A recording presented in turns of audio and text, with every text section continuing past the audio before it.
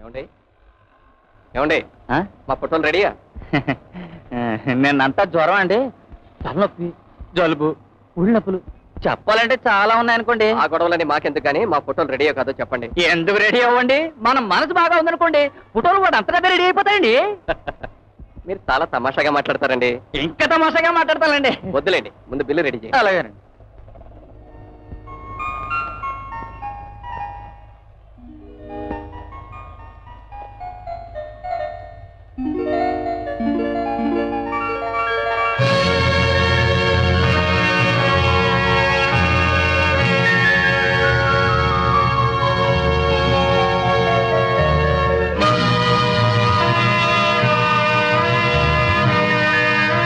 Bill ready sir.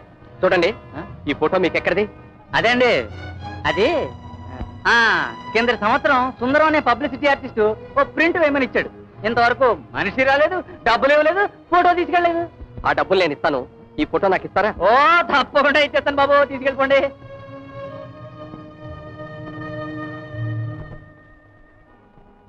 ఇదే sir photo. ఆ సుందరం address చెప్పగలరా? అతను దిగిన హోటల్ అడ్రస్ మా దగ్గర ఉండాలి, ఉండండి చెప్తాను.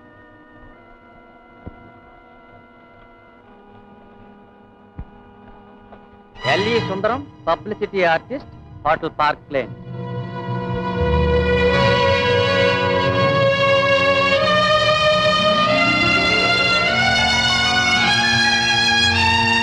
లాస్ట్ ఇయర్ ఏప్రిల్ 10th మీ హోటల్లో సుందరం అనే వ్యక్తి దిగాడు. అతని అడ్రస్ చెప్పగలరా? Just minute.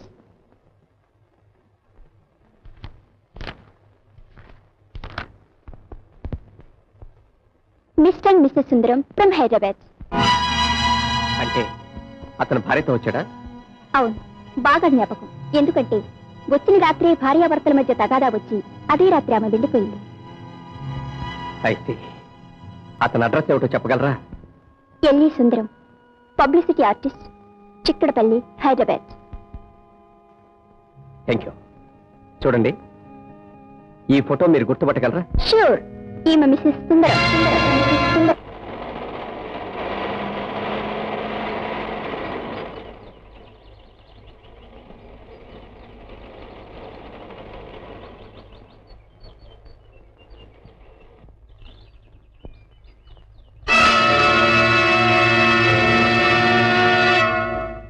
Once upon a time, there was a king named...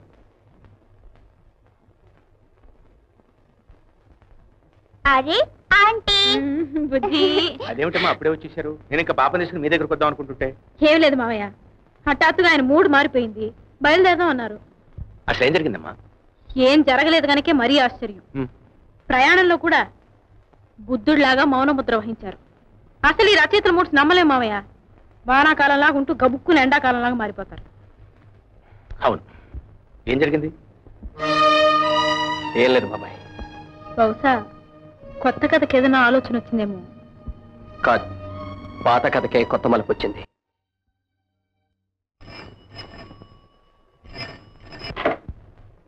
hello sir, వాళ్ళిద్దరు ఊరి నుంచి తిరిగి వచ్చేసారు. వెరీ గుడ్, నేను ఇప్పుడే బయలుదేరుతున్నాను. వాళ్ళని ఒక గంట కనిపెడుతూ ఉండు. ఓకే? అలాగే బాస్. బాబాయ్, ఆ భగవంతుడు నాతో ఎందుకు ఆటలాడుకుంటున్నాడో అర్థం కావటం లేదు. జీవితంలో ఇంకే స్త్రీతోటి పరిచయం పెట్టుకోకూడదు అనుకున్న నాకు మరల ఈ కల్పన ప్రవేశపెట్టి మానుతున్న గాయాన్ని రేపాడు. చూడు రఘు, విధిని ఎవరూ తప్పించలేరు. అయినా ఏదో గాలిపోటుగా వచ్చిన ఆనందాన్ని, సంతోషాన్ని శాశ్వతంగా పొందాలనుకునే హక్కు మనకు లేదు. బాబాయ్, కొన్ని విషయాలు మర్చిపోగలిగితే ఎంత బాగుండదు. కల్పన మరొకరి భార్య అని కానీ, అసలు ఆ ఫోటో నేను చూశానన్న సంగతి కానీ మర్చిపోగలిగితే. అవును, అసలు ఆ ఫోటో ఆమెకు చూపించావా? ఫోటో ఆమెకు చూపించి మాత్రం లాభం ఏమిటి బాబాయ్? ఆమె గుర్తించినా గుర్తించకపోయినా పరాయి సొత్తేగా.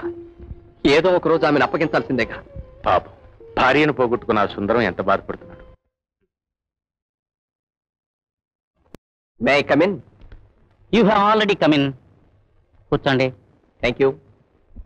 సుందరం అంటే మీరేనా? నేను కూడా సుందరాన్నే. ఎందుకు చెప్తున్నానంటే లోకంలో సుందరమైనవి చాలా ఉన్నావు గనక. కరెక్ట్? కరెక్ట్ కాకపోయినా నాకేం బాధలేదు.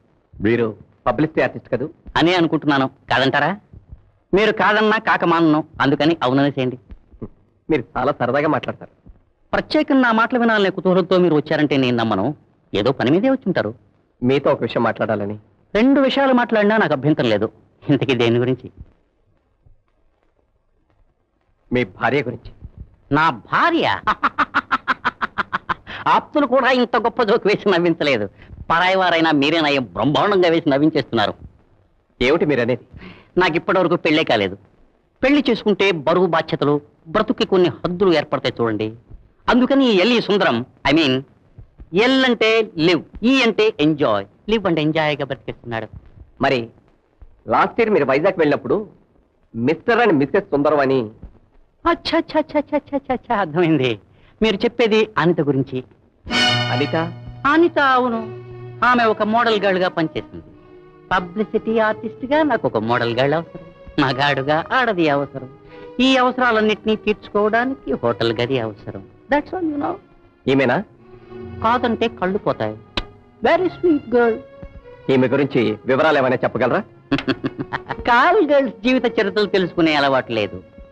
ఈమెను గురించిన వివరాలు కావాలంటే హోటల్ బ్లూ ఫాక్స్ లో డాన్స్ చేసి రండి, కలవండి. ఈమెను గురించి చాలా చెప్పచ్చు.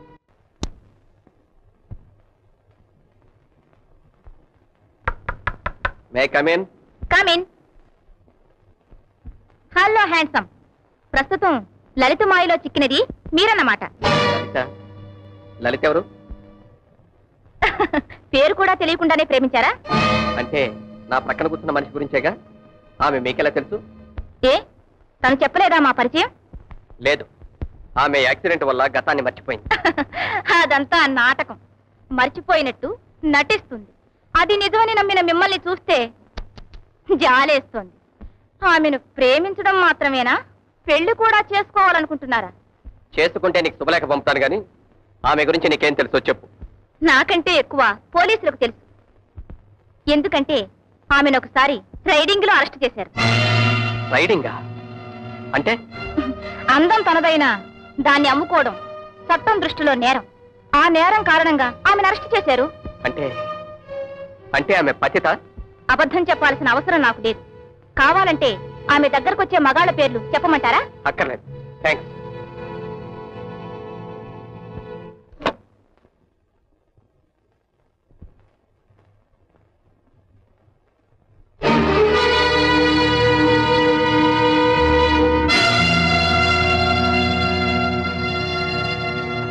బెరర్, ఇలా రా.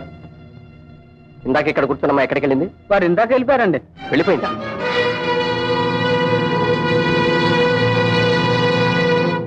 లేదు రఘు, ఇదంతా నమ్మడానికి వీల్లేదు. ఎక్కడో ఏదో పొరపాటు జరిగి ఉండాలి. ఎవరో ఎందుకు అబద్ధం చెబుతూ ఉండాలి. కల్పన నిర్మలమైంది, పవిత్రమైంది. ఆమె పాత జీవితం అంత పాపిస్తుందని నేను అనుకోను. మనం నమ్మనంత మాత్రాన నిజం నిజం కాకపోదు బాబాయ్. ఏ తప్పు లేని నిప్పు లాంటి మనిషి అయితే నేను రాణిని కలిసి వచ్చేసరికి తను ఎందుకు తప్పుకుంది? తన ఆట కట్టిందని, తన నాటకం ముగిసిందని తెలుసుకునే తప్పించుకుంది. రఘు, అవును బాబాయ్, గతాన్ని మర్చిపోయినట్లుగా మనల్ని నమ్మించడం నాటకం. నా భార్యగా నటించి మనల్ని మాయ చేయటం నాటకం. చూపించిన ప్రేమ, కనపరిచిన అభిమానం, కళ్ళల్లో అమాయకత్వం అంతా మోసం, దగా, అబద్ధం. ఓ నీచురాలు నా కంటపడితే దాని గొంతు నిలిమి ప్రాణం తీసి మనశ్శాంతి పొందుండేవాణ్ణి. ఏమండి,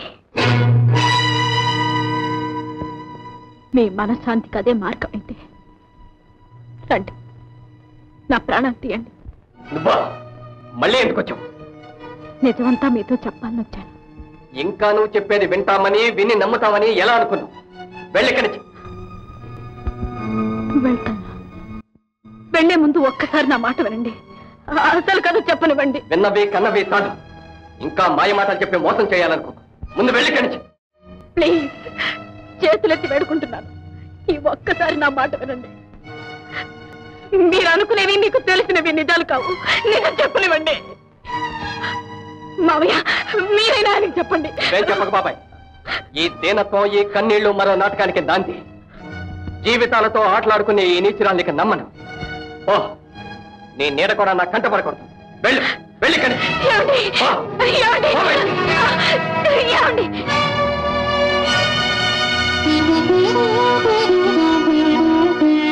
రఘు, నువ్వు తొందరపడ్డావు. అసలు ఆమె ఏమి చెప్పాలనుకుందో? మరో కట్టు కదా. నాణ్యానికి నువ్వు ఒక పక్కే చూశావు, మరొక పక్కే ఉందో. మారని నాణ్యం ఎటు తిప్పి చూసినా ఒక్కటే.